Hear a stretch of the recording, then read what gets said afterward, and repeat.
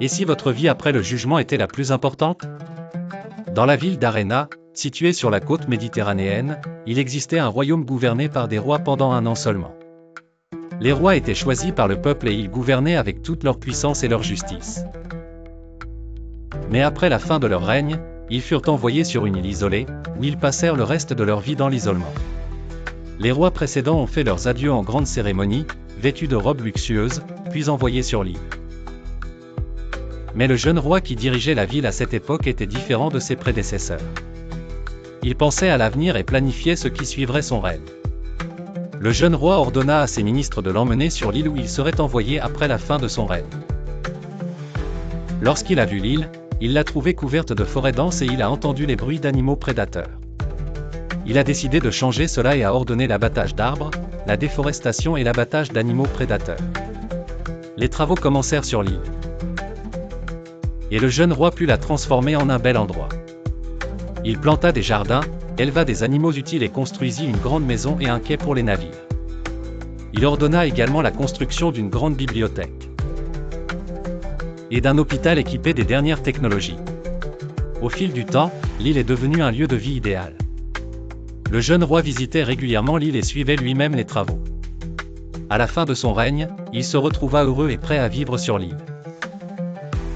Lorsque les gens lui demandaient le secret de son bonheur, il répondait, « Pendant que tous les rois étaient occupés à s'amuser pendant le règne, j'étais occupé à planifier l'avenir.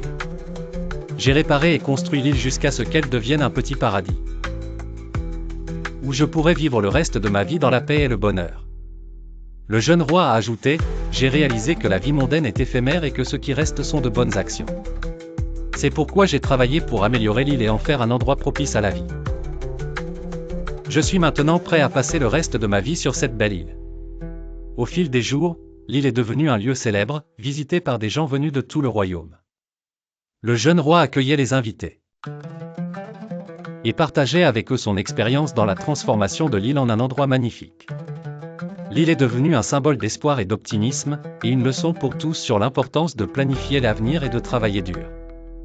Le jeune roi vivait heureux et satisfait sur l'île, enseignant à son entourage l'importance des bonnes actions et de la planification de l'avenir.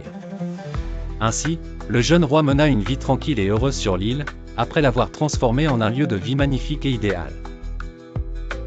Son histoire est racontée aux générations futures comme une leçon sur l'importance de planifier l'avenir et de travailler dur. À mesure que le jeune roi grandissait, il commença à réfléchir à la possibilité de laisser un héritage durable à l'île. Il a décidé de créer une école pour enseigner aux gens les arts de l'agriculture et de la construction, afin qu'ils puissent vivre une vie meilleure sur l'île. L'école devint un lieu populaire et des gens de tout le royaume venaient apprendre les arts de l'agriculture et de la construction. Le jeune roi supervisait lui-même l'école, enseignant aux gens l'importance du travail acharné et de la planification de l'avenir. Ainsi, l'histoire du jeune roi a laissé un grand impact sur l'île et le royaume et est devenue un symbole d'espoir et d'optimisme. Le jeune roi vivait heureux et satisfait sur l'île, enseignant à son entourage l'importance des bonnes actions et de la planification de l'avenir.